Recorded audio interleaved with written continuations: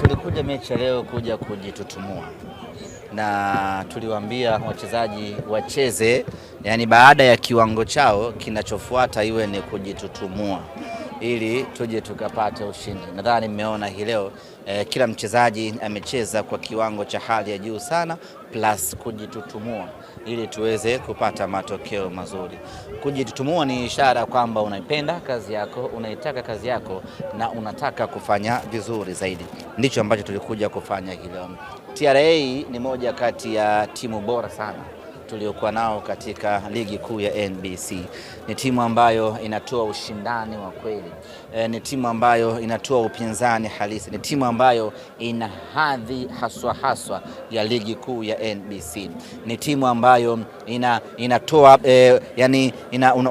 unaangalia mechi unapata burudani kweli.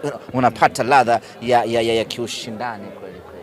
Na mimi niseme kwa kiwango ambacho TRA wanacho, basi wale ambao walipata sare na TRA pale Arusha hakika wanapaswa kushukuru sana, na wala wasianze kugombana wala kulomiana, kwa sababu kiuhalisia wao ndio waliopata matokeo mazuri against TRA.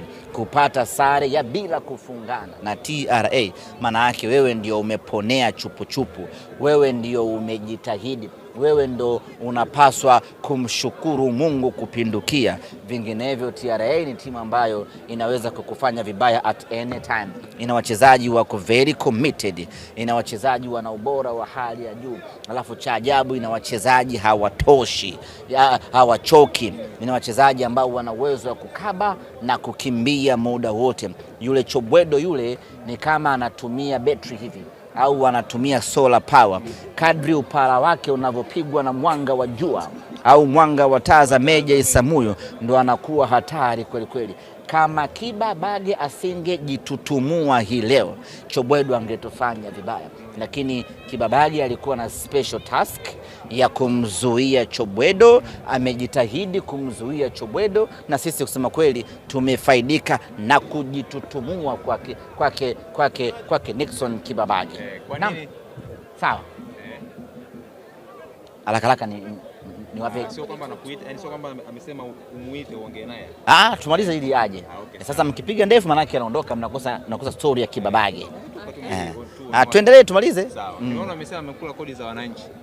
Wananchi gani ama wananchi wao tunaojua sisi? Hawa Yanga Afrika. Ndio wananchi? Nimeona hapa tumekula kodi za wananchi.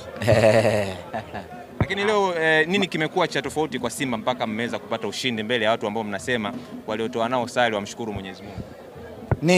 Ni ubora tuliokuwa nao na commitment, na tulisema wazi kwamba hatuko tayari kurudia makosa tuliyofanya katika mchezo uliopita dhidi ya Pamba. Tupo kwenye ushindani, unatakiwa kunufaika na makosa ya mpinzani wenzio.